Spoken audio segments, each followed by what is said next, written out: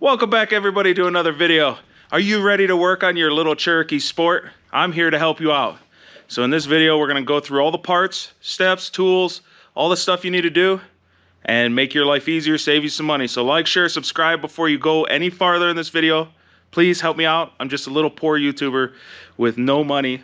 Please help me. All right, let's get into it.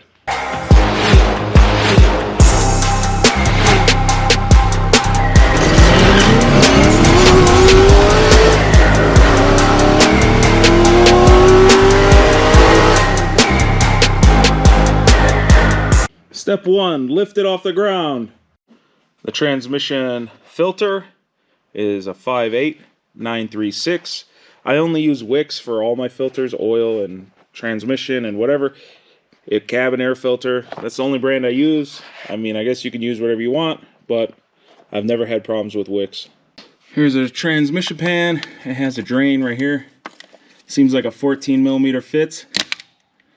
And break it loose and then let it drain down into your pan.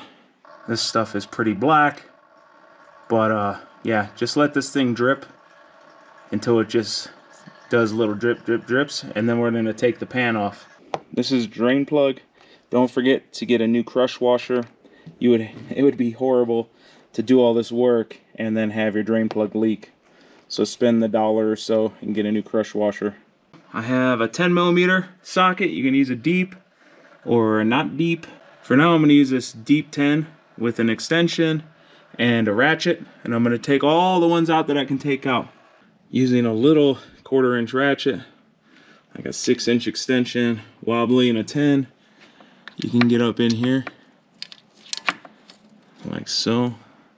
My oil pan wouldn't come off, because right here on the tube, the other half of the dipstick and the other half of the dipstick has an O-ring, and it was horribly stuck. So use a torch, heat it up right here. It melts and screws with the O-ring, and then you can get it out. I just have to make sure I fully clean it. Next step is we're just gonna replace this filter, which is a screen. Seems like it has some shiny stuff stuck in it though, so maybe this transmission doesn't have that many years left on it. I don't know if you can see the shiny stuff in the screen, like little particles. 10mm there, and it should just come out. And then I'm gonna let this thing drip overnight, and then I'm gonna worry about cleaning it and putting it all back together tomorrow. Had this thing overnight. Dripping. Now I gotta clean the O-ring groove on the dipstick, and I'm just gonna wipe this stuff off. Now I'm gonna take this pan outside, clean the crap out of it, wipe off all this nasty stuff, and install the new filter. So I cleaned this up as best I could with a razor. I had to heat it up to get that rubber to come out. With a razor blade, I put a little RTV on it. I'm going to wipe off the excess so that just the O-ring is functioning. Take the gasket, put a little bit of sealer. I use Permatex Right Stuff. Use a super thin layer. We're going to put it on hand tight, and then we're going to let it sit for 2 hours before we torque it. Using a little 1/4" ratchet, like a 6" extension, wobbly, and a 10. You can get up in here like so, and just hold it at the very top like this, and just snug it.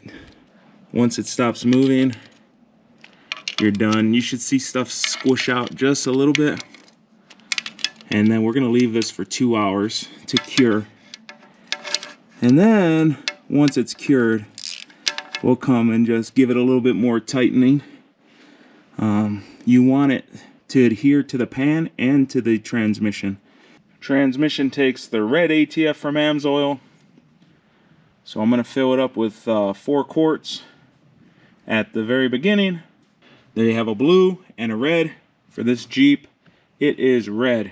I lost some footage, realized it when I'm starting to edit this video for the transmission, filling it up. So what you're gonna do, you're gonna dump in the 4 quarts, you're gonna turn on the vehicle. It's gonna be cold, obviously. Then you're gonna slowly fill the transmission until you hit the cold mark on the dipstick. Then you're gonna put the dipstick in. You're gonna go drive around, get it hot. You're probably gonna have to drive 2-3 miles, 4 miles to get it hot. Then you're gonna get back, pull the dipstick. It's gotta be in neutral. You're checking it in neutral while it's running, right? You're gonna pull the dipstick.